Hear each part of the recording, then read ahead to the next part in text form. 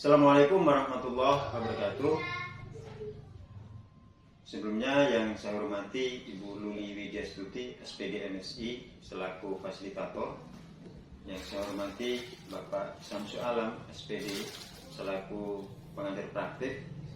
Pada kesempatan kali ini saya akan mempraktekkan tentang coaching untuk supervisi akademik, dan pada kesempatan hari ini saya sudah ditemani oleh teman sejawat saya, Ibu Laili Kurnia SPD selaku guru, salah satu guru di SD Impres Balaroa, Kota Palu. Baik, sebelumnya Ibu saya sampaikan terima kasih atas waktunya dan kesempatannya untuk mempraktekkan coaching untuk supervisi akademik. Baik, sebelumnya Ibu mau saya sampaikan bahwa di kegiatan coaching untuk supervisi akademik itu ada 3 tahapan. Yang pertama adalah tahapan pra-observasi, kemudian observasi, dan pasca observasi. Dan pada kesempatan ini adalah kegiatan pra-observasi. Ya. Baik, sebelumnya apa kabar Ibu? Alhamdulillah baik, Pak. Tidak ada jam mengajar ini, Bu? Kebetulan jam istirahat ini. Oh, betul, jam istirahat. Baik. Di kegiatan pra-observasi ini, Bu, ada beberapa hal yang ingin saya tanyakan dan ingin saya sampaikan. Yang pertama, di kegiatan coaching ini saya ingin istilahnya kita saling berbagi tentang pembelajaran, sehingga nanti setelah coaching ada peningkatan dalam hal kompetensi, yang terutama adalah kompetensi tentang kegiatan mengajar. Baik Bu, di pra-observasi ini saya mau yang saya tanyakan, mata pelajaran apa nanti di kegiatan observasi? Ya, untuk kegiatan observasi nanti yang akan kita laksanakan, saya akan mengajar materi kelas 4, tema 5 yaitu ekosistem, subtema 3 keseimbangan ekosistem, muatan pelajarannya bahasa Indonesia dan IPA. Jadi nanti di observasi kelas 4, tema 5 muatannya bahasa Indonesia dan IPA. Baik. Dari tematik itu, mata pelajaran itu, apa tujuan pembelajarannya?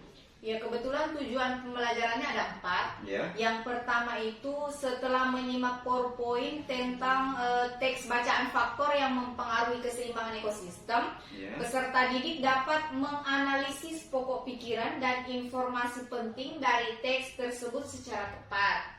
Kemudian yang kedua, peserta didik dapat menyajikan konsep yang saling berkaitan pada teks non-fiksi dalam bentuk peta pikiran secara tepat. Kemudian tujuan yang ketiga, peserta didik dapat menganalisis contoh kegiatan manusia yang mempengaruhi keseimbangan ekosistem dengan benar.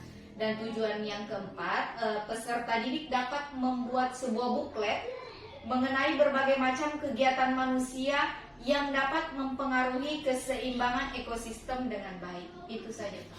Dari keterangannya Ibu tadi berarti ada 4 pembelajaran yang ingin dicapai itu ya, dari nanti di kegiatan observasi. Baik, area pengembangan yang hendak Ibu capai di kegiatan coaching ini apa Ibu? Ya, untuk diri saya pribadi, Ya. Area pengembangan itu saya berharap dengan adanya coaching ini kita bisa saling bertukar pendapat, ide, atau mungkin ada beberapa saran dari Bapak yang saya butuhkan untuk bagaimana cara mengembangkan materi pembelajaran yang baik agar dapat memenuhi tingkat kemampuan pemahaman siswa yang berbeda-beda. Terus terang Pak, di kelas saya itu pemahaman siswanya ada yang cepat, ada yang sedang, tetapi ada juga yang lambat. Kemudian untuk area pengembangan bagi siswa saya sendiri, itunya saya berharap dengan materi ini dapat mengembangkan sikap kedisiplinan serta sikap mandiri mereka. Jadi dari area pengembangan ini ada 2. Ya. Yang pertama adalah pengembangan dari Ibu secara pribadi, bagaimana bisa mengajar dengan baik gitu ya, bisa memenuhi kebutuhan belajar siswa gitu ya. Yang kedua adalah pengembangan untuk peserta didik, bagaimana anak-anak itu bisa mandiri, kemudian disiplin, dan apa tadi Bu? Bisa bertanggung Dan jawab. bertanggung mandiri dan jawab. Iya, baik. Dari pengalaman Ibu selama ini, apa kesulitan yang Ibu hadapi ketika mengajar? Ya, kesulitan yang saya hadapi itu bagaimana mengajarkan atau memberi pemahaman tentang materi pembelajaran siswa dengan tingkat dan cara belajar siswa yang tergolong ada yang pemahamannya cepat, Ya. ada yang sedang, dan ada yang lambat, Pak. Jadi setelah di kelas, saya yakin di setiap kelas pasti ada itu ya.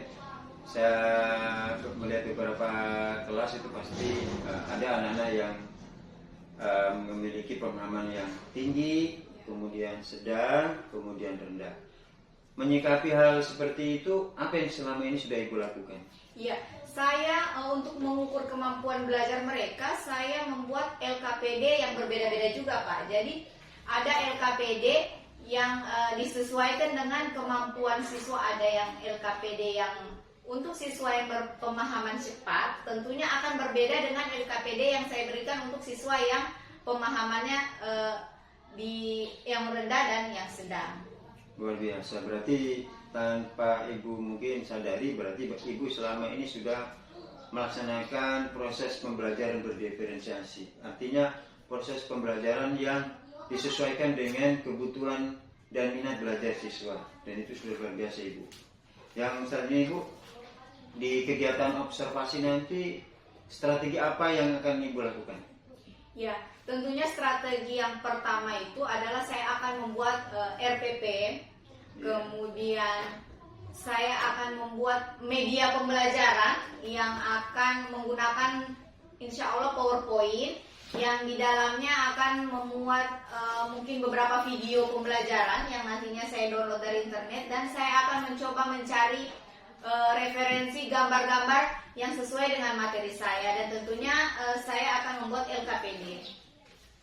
Iya, berarti secara persiapan sudah sangat bagus, Be.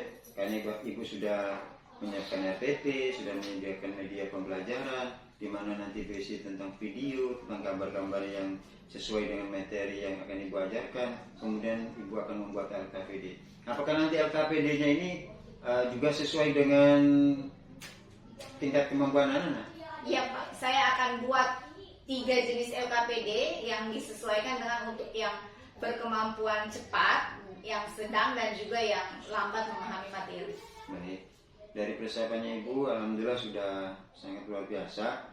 Nanti misalnya ketika ada kesulitan tentang video pembelajarannya atau mempersiapkan misalnya PPT-nya, nanti insya Allah saya juga siap membantu Ibu untuk menyiapkan media pembelajarannya. Iya, terima kasih Pak. Iya.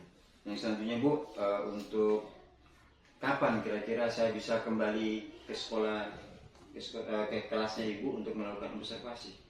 Ya, insya Allah untuk materi yang saya bawakan ini akan kita bertemu untuk observasinya di hari Senin, Pak, jam pertama. Jadi nanti insya Allah juga saya akan coba meluangkan waktu juga untuk hari Senin ya Bu. Ya, hari Senin jam pertama kelas 4. 4. Baik Ibu, mungkin itu saja yang saya bisa lakukan untuk kegiatan pra observasi ini. Jadi insya Allah nanti saya akan melakukan observasi. Kita akan kembali lagi ketemu nanti di hari Senin jam pertama di kelas 4. Namun sebelumnya Ibu kita tanda tangan dulu Bu ya, untuk membuat beberapa kesepakatan bersama yang sudah kita sepakati tadi. Jadi saya tanda tangan dulu. Ya, tolong di sini.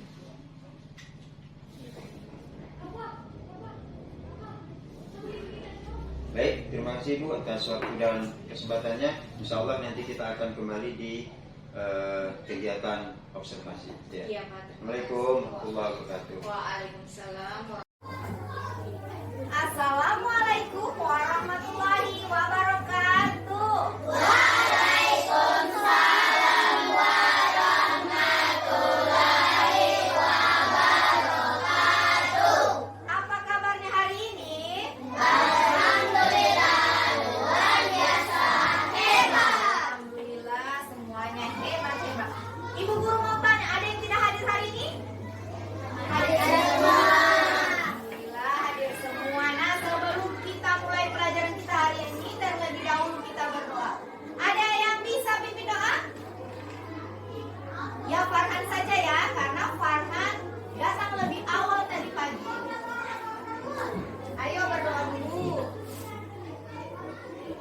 Teman-teman, sebelum kita belajar, marilah kita berdoa. Berdoa dimulai.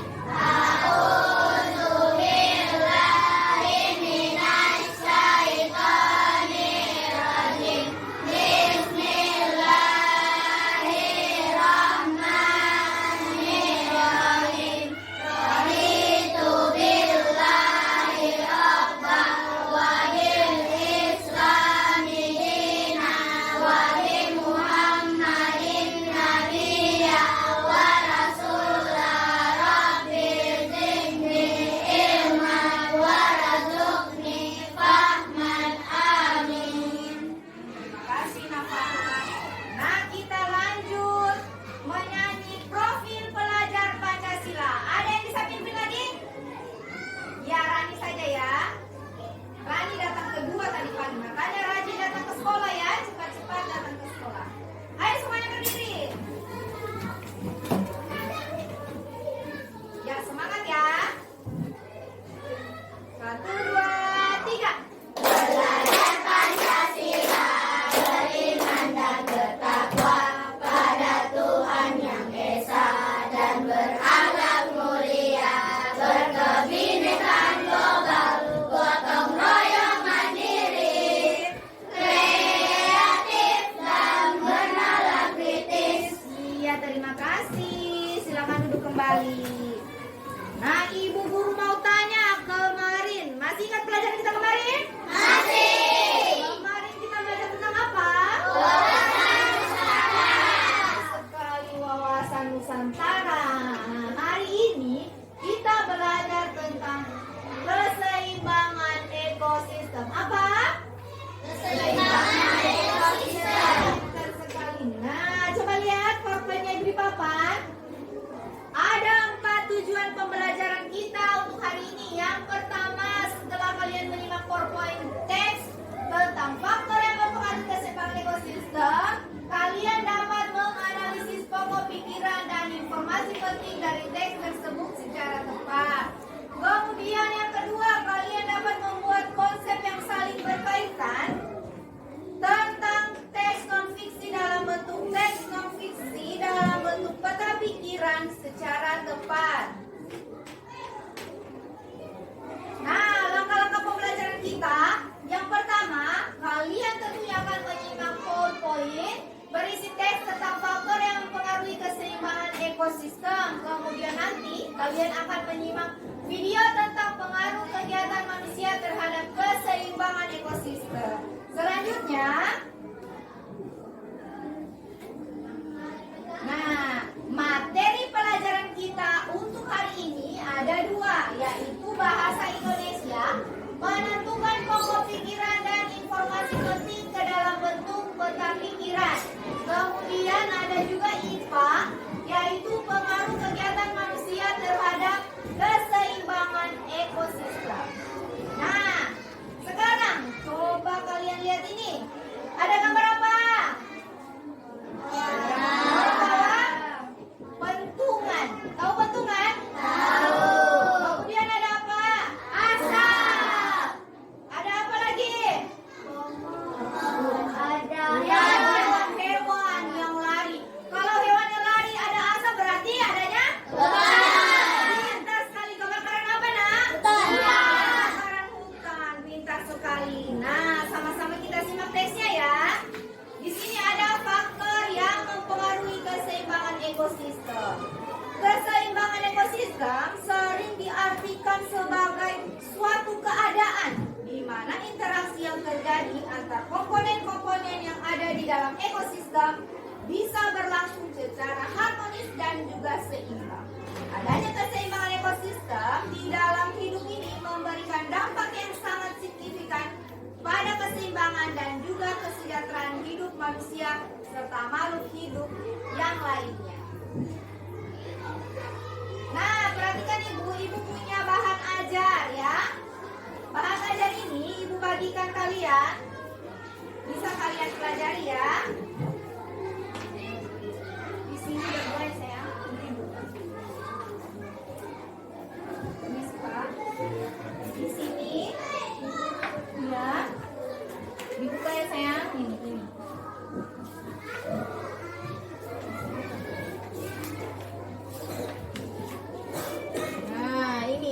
gambarnya dengan yang tadi ya. Ini ya. Nah, sama gambarnya kan?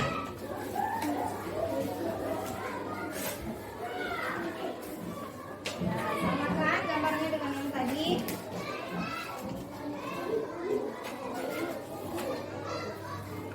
Sambil kita pelajari bahan ajarnya, tentunya kita juga pelajari PPT-nya yang di atas ya, Nak.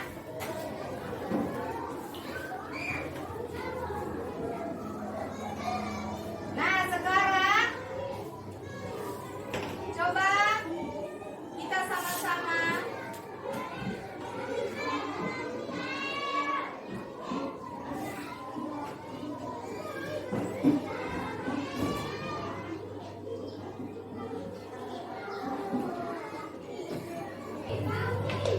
Nah, sekarang Ibu akan putarkan kalian video tentang pengaruh kegiatan manusia terhadap keseimbangan ekosistem.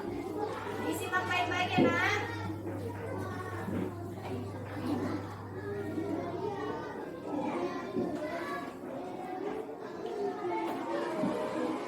Nah, coba lihat gambar apa ini? Video apa? Menebak?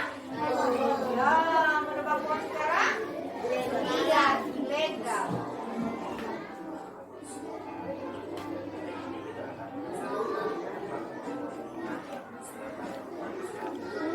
Coba lihat hewan-hewan di hutan.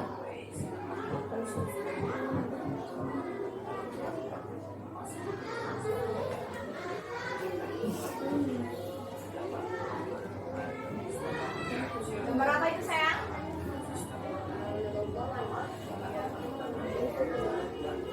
Nah, penebangan dan pembakaran hutan, coba lihat. Hutannya jadi gundul.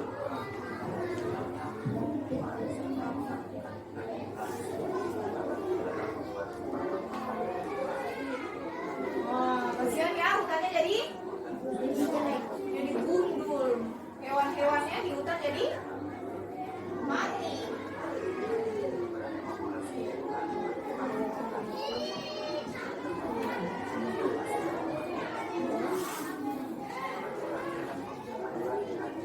Yang kedua ada penggunaan bahan kimia.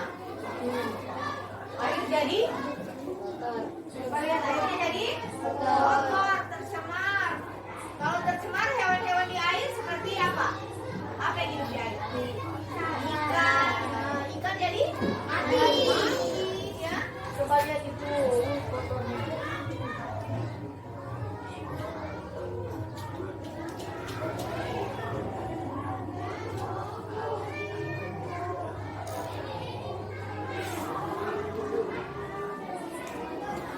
Penggunaan ini kimia berlebih. Ini gambar apa, Nak? Tanaman apa?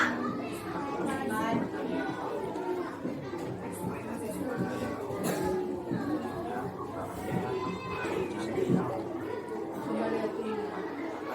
Pengeboran minyak di laut ya. Coba lihat ini airnya penuh dengan kalau penuh minyak airnya begitu hewan-hewan jadi mati. Tumbuhan coba lihat kasihan.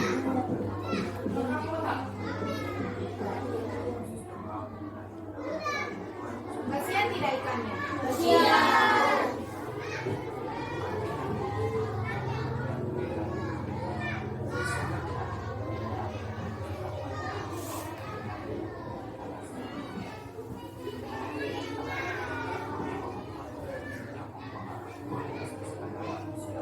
Coba lihat kalau berdempetan begini, bernafasnya bagaimana? Sesak tidak? Lingkungannya bagus atau tidak? Nah, polusi, asap. Asap kan? Darah.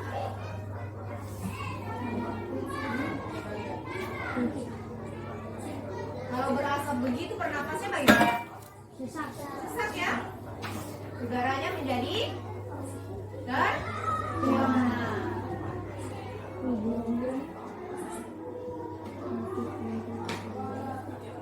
berburuan liar.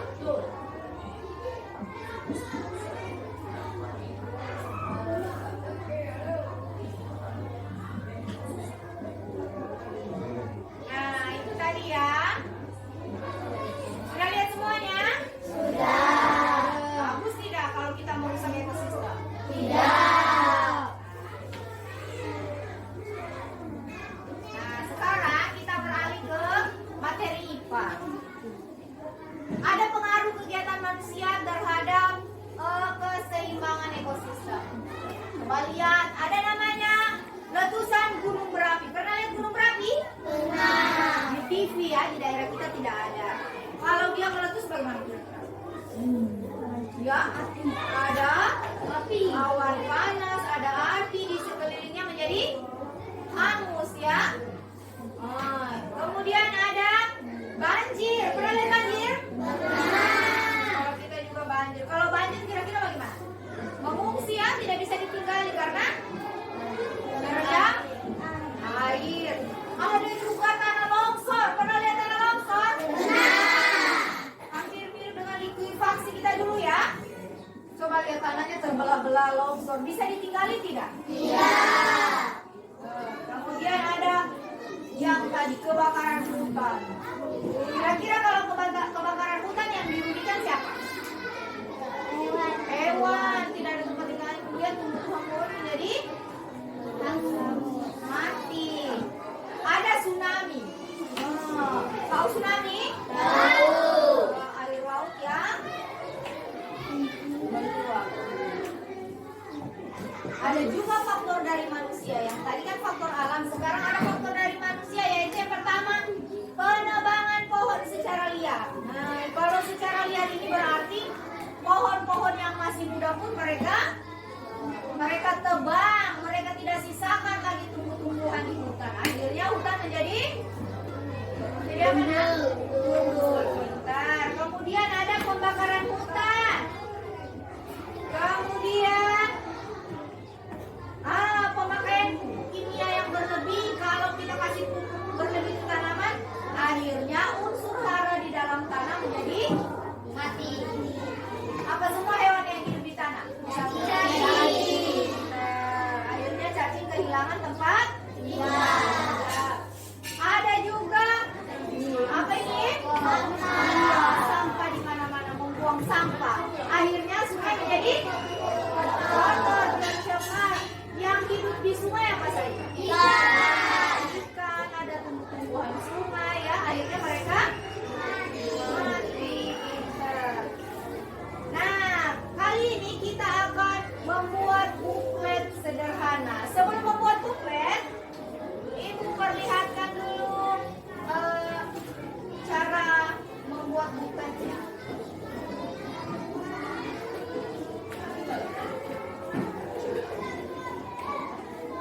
Nah, sebelum membuat buklet, simak dulu video ini ya, Nak.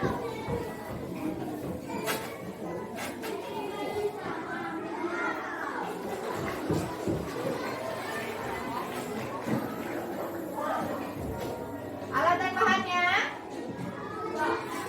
kertas, spidol, gunting, lem.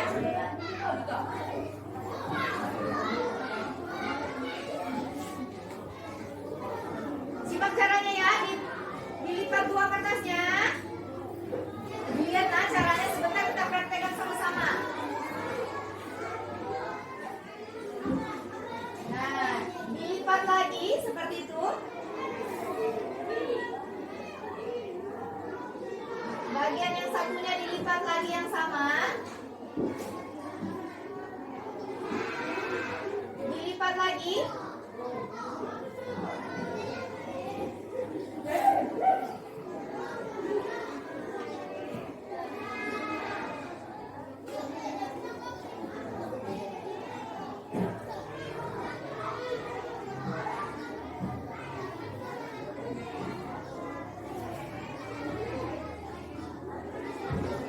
Biar tengahnya di gunting seperti itu, tidak sampai putus ya. Tengahnya saja.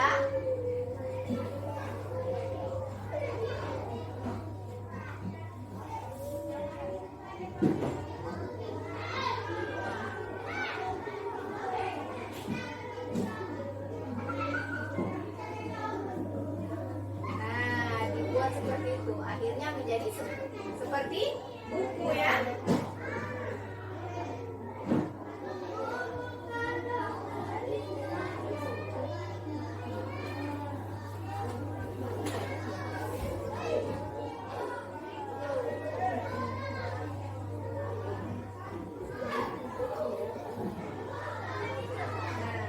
Itu seperti ini. Nanti hasilnya akan seperti ini.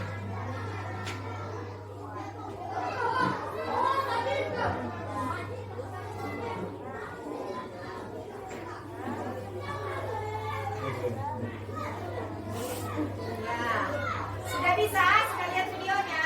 Sudah. Sekarang ibu akan bagikan gambar bukletnya. Jadi tinggal kalian pilih dari gambar-gambar sini, ada kebakaran hutan, ada pembuangan sampah ya, membuang sampah sembarangan. Jadi kalian bebas menentukan gambarnya yang kalian akan buat di buklet kalian ya. Ibu bagi gambarnya. Nanti kalian berdua yang ini ya. Di dalam sini banyak nah, jadi banyak gambar di dalamnya yang bisa kalian pilih untuk membuat buklet. Jadi boleh tidak sama gambar. Ya, mari sama-sama kita belajar membuat buklet sederhana.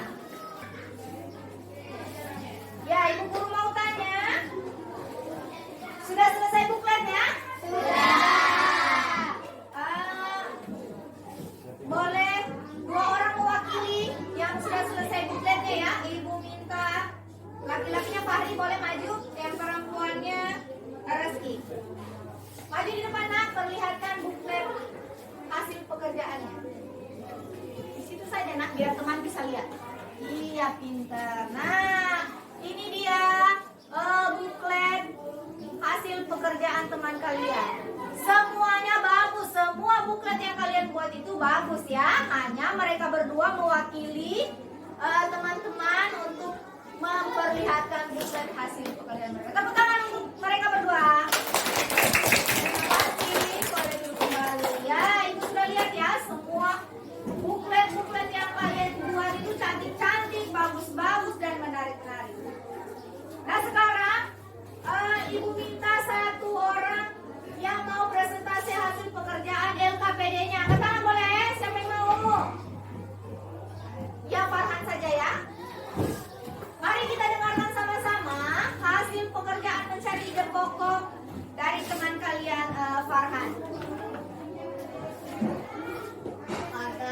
Paragraf 1, pikiran pokoknya, keseimbangan ekosistem sering diartikan sebagai suatu keadaan di mana interaksi yang terjadi antara komponen yang ada di dalam ekosistem bisa berlangsung secara harmonis dan juga seimbang. Informasi pentingnya, alam ini umumnya sangat dipengaruhi oleh adanya bencana alam yang telah terjadi. Paragraf 2, pikiran pokoknya, faktor alam dan juga faktor perilaku manusia. Faktor alam ini umumnya sangat dipengaruhi oleh adanya bencana alam yang telah terjadi. Informasi pentingnya, kerusakan terhadap keseimbangan ekosistem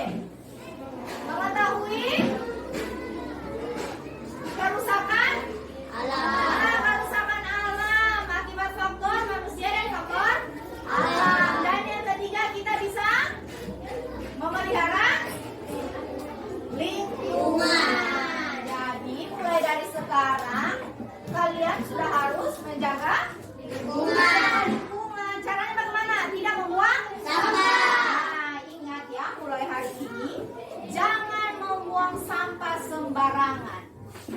Ya.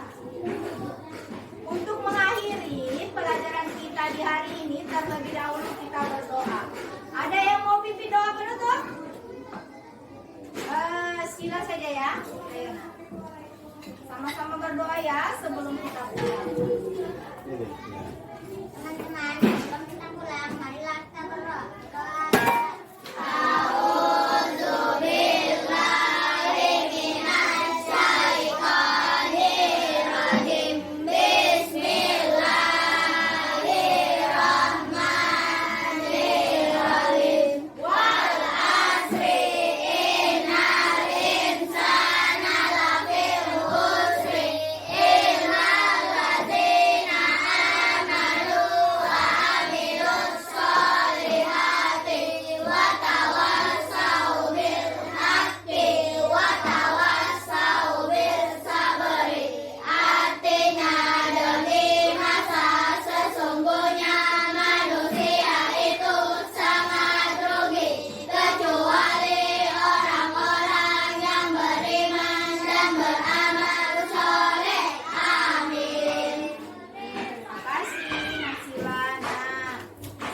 Di rumah jangan lupa belajar lebih giat lagi. Ibu akhiri pertemuan kita hari ini. Wassalamualaikum warahmatullahi wabarakatuh. Waalaikumsalam warahmatullahi wabarakatuh. Assalamualaikum warahmatullahi wabarakatuh. Waalaikumsalam warahmatullahi wabarakatuh. Baik Ibu, sebelumnya terima kasih atas waktu dan kesempatannya. Apa kabar Ibu? Alhamdulillah baik, Pak. Alhamdulillah. Baik Bu, pada kesempatan ini kita akan melaksanakan coaching untuk sebelum basic ini. Jika pada beberapa hari yang lalu sudah kita melaksanakan observasi, kemudian saat ini kita sudah di kegiatan observasi tentang praktek mengajar yang sudah Ibu laksanakan. Kita ngobrolnya santai-santai aja Bu ya. Iya, iya. Baik. Dari obrolan ini apa yang ingin Ibu dapatkan? Ya, terima kasih Pak. Saya berharap dengan adanya coaching ini saya bisa sharing atau bertukar pendapat dengan Bapak terutama bagaimana sih sebenarnya proses belajar mengajar yang baik, kemudian bagaimana sih caranya sebenarnya membuat media pembelajaran yang menarik. Jadi Ibu ingin dari obrolan ini Ibu mendapatkan masukan atau sharing-sharing atau bisa menemukan bagaimana membuat media pembelajaran yang menarik, yang baik, kemudian bagaimana proses pembelajaran itu yang baik ya. Baik Ibu, sebelumnya ada hal yang saya mau tanyakan terlebih dahulu. Bagaimana perasaan Ibu setelah melaksanakan pembelajaran kemarin? Ya, alhamdulillah Pak, setelah melaksanakan pembelajaran yang kemarin saya menjadi termotivasi untuk bagaimana menjalankan atau membuat proses belajar mengajar di kelas yang tidak membosankan bagi siswa, terutama menarik perhatian mereka dengan membuat media pembelajaran atau membuat video-video pembelajaran yang menarik bagi siswa. Iya, kemarin juga saya melihat anak-anak sangat antusias mengajar. Iya. Mungkin karena di dalamnya ada medianya yang Iya. bagus ya, jadi anak-anak sangat kelihatan sangat tertarik. Jadi menurut Ibu Leli, apakah rencana atau strategi yang waktu kita rancang waktu berobservasi itu sudah tercapai? Ya Pak, alhamdulillah rencana kegiatan di praobservasi begitu pelaksanaannya saya sudah terpenuhi semua Pak, mulai dari media pembelajarannya yang menggunakan PTT, kemudian ada video pembelajarannya, kemudian saya juga membuat LKPD yang sesuai dengan tingkat kemampuan siswa, dan saya membuat booklet Pak. Oh iya, jadi secara strategi yang Ibu Leli susun kemarin itu sudah tercapai. Kalau terkait tujuan pembelajaran Bu, menurut Ibu apakah sudah tercapai juga?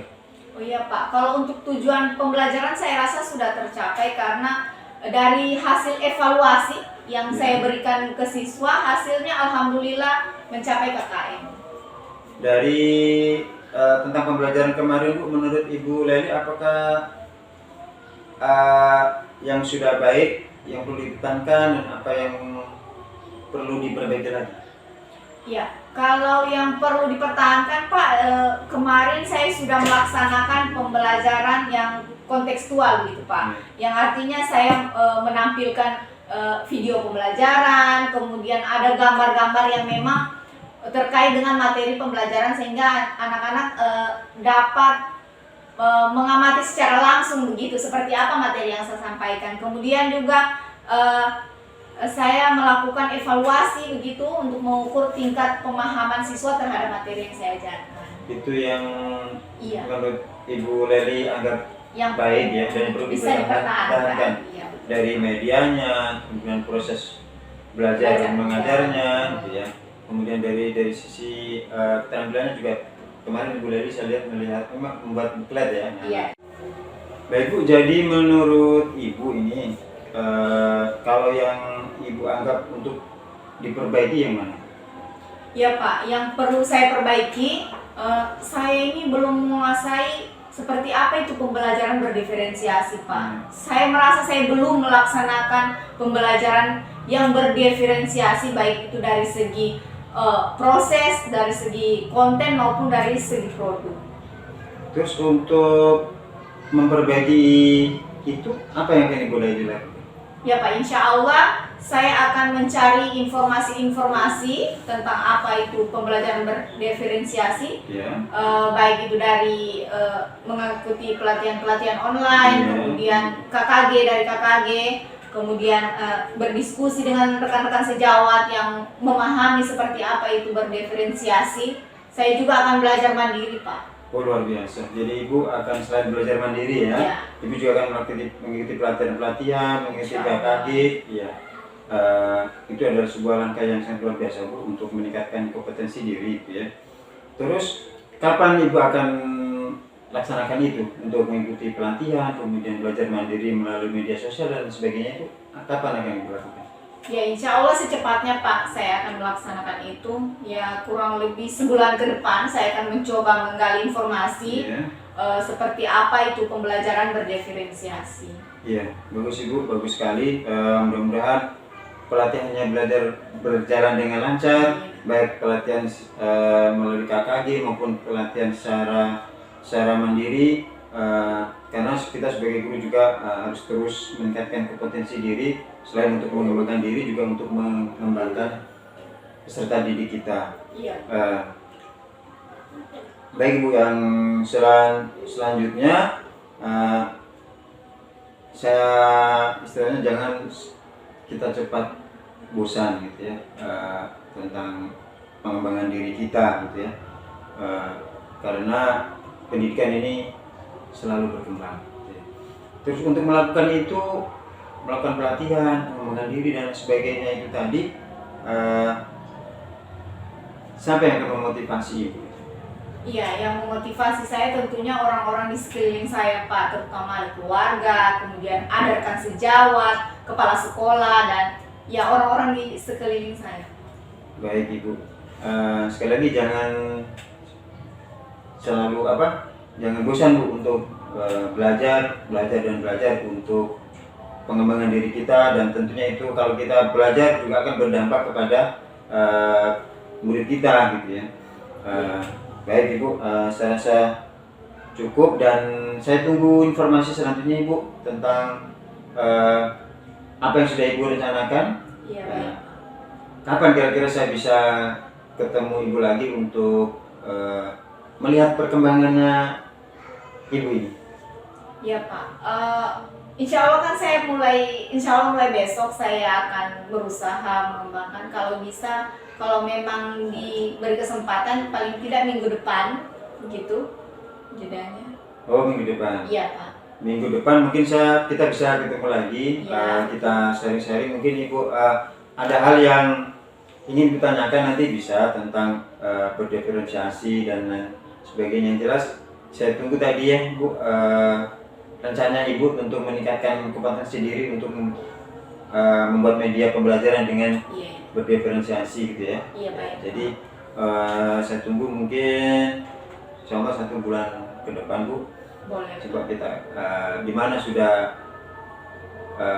perkembangannya Ibu. Baik, mungkin saya rasa cukup Ibu. Terima kasih atas waktunya. Sekali lagi jangan bosan-bosan untuk kita mengundurkan diri. Kalau ada yang kita tanyakan bisa kita sharing-sharing dengan kepala sekolah, mungkin dengan teman-teman sejawat, dengan komunitas-komunitas yang lain. Baik Ibu, demikian. Terima kasih. Assalamualaikum warahmatullahi wabarakatuh. Waalaikumsalam warahmatullahi wabarakatuh.